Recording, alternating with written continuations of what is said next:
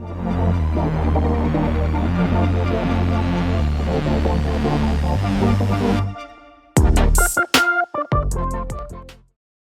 right, you guys, welcome to today's video. We're doing a lived-in blonde tutorial. This is the before. She hasn't colored her hair in a while. She is actually a hairdresser. She worked for me at my very first salon. I've known her for years, and she came to me to brighten her up a little bit since she's been taking a break. And I love working on canvases like this. Obviously, her hair is long, healthy, amazing, and all this regrowth is going to be really fun to transform. So I'm gonna start in the front doing a really good money piece. I do something called a bang box. If they have a pretty straight hairline, then that's when I'm gonna do a bang box. If they have a widow's peak or a curved hairline or a pointed hairline, I always go with the shape of the hairline. Hers was perfect for a bang box. So I am just doing tiny baby lights back to back to back. Very fine subsections, very fine sections, good saturation.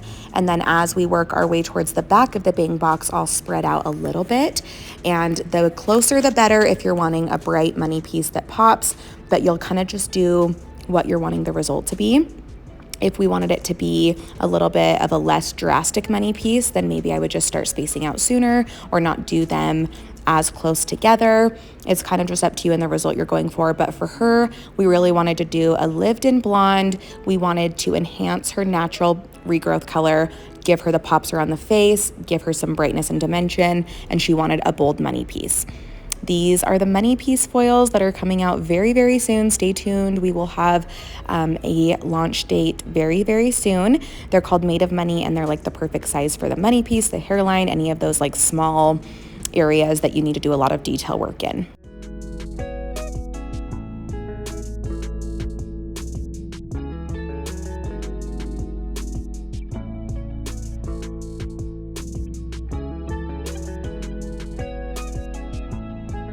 The amount of foils you do in this section depends on the result you're going for, like we talked about, but it also depends on your client's hair, how much of it they have, how dense it is. Someone with finer hair is going to obviously have less foils. She has really good, really thick hair, so we ended up packing quite a few in here. And I did not do any slices.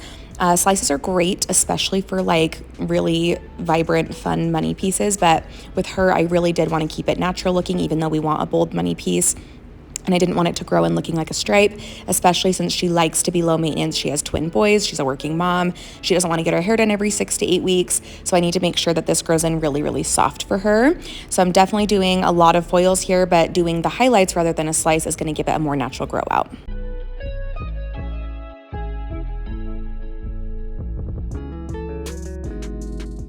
Something I love to do for a bright money piece is I tease the dropouts of that money piece section in a solid slice, and I'm just gonna pop those ends out. This is going to really differentiate that front from the rest of the hair, and this is key for a bold money piece.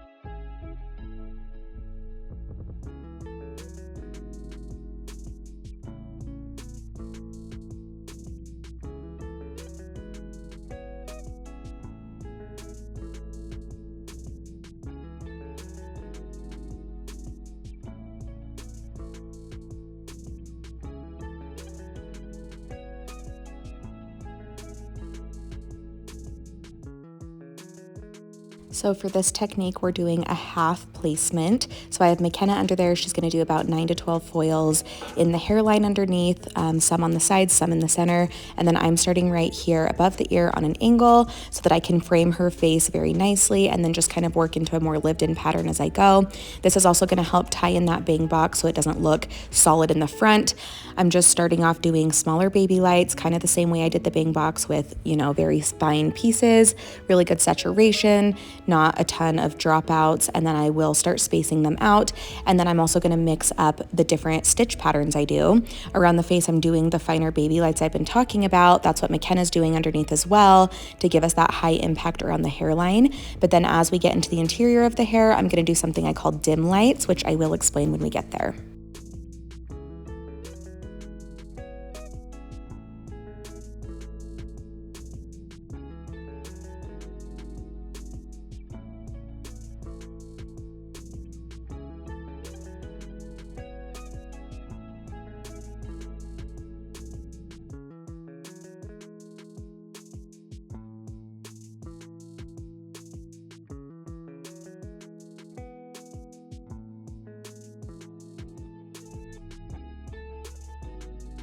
Now that we're working our way up more into the interior of the hair, you can see that my stitch pattern has changed a little bit.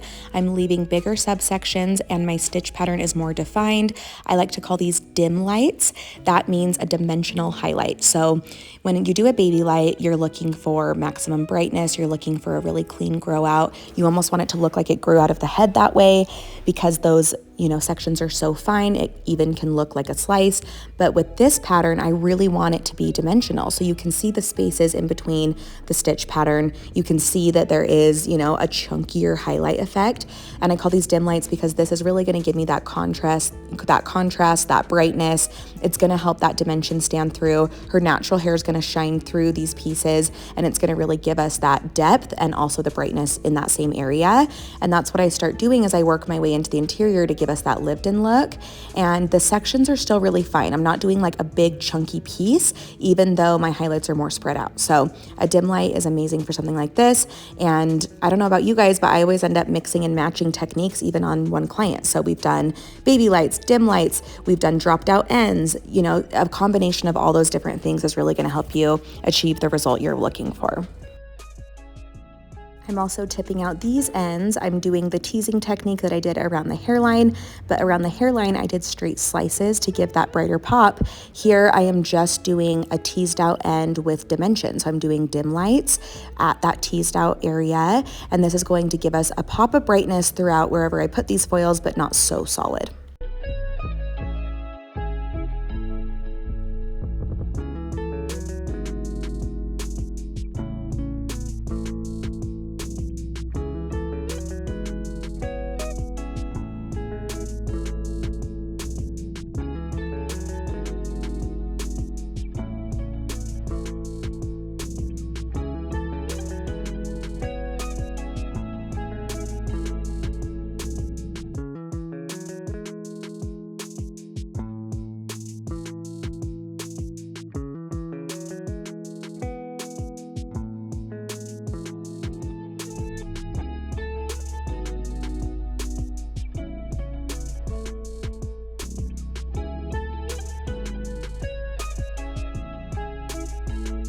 And shout out to my co-stylist McKenna for helping me with this transformation. She's doing the underneath. We usually do about 9 to 12 foils with a half highlight, and having a board under here really, really helps you get a sturdy foundation, a good base, and helps you saturate as well.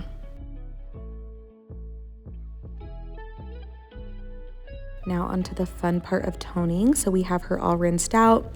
She processed for about 45 minutes, and you can see she lifted really, really well. So we brushed her out, and we are now using Goldwell Colorants 7N, 7NA on the root. I'm leaving the hairline out, and I'm just going to be doing a combination of smudging, shadowing, and tapping depending on where I'm at in the hair. I'm also going to be toning the ends with Redken Shades EQ, 9P, 9NB, 9GI, and a little 10P. I love adding gold iridescence into all of my formulas for shine and even just like added tone that helps the light reflect through it and helps it not look too flat. And then the NB series is always amazing. And then also the Ps are amazing. So I'm applying that, and then I will apply the toner everywhere else after this has processed for about 15 minutes. Okay, look at this color. It looks so natural and so beautiful. We're just going to get her styled up and then show you the finished result.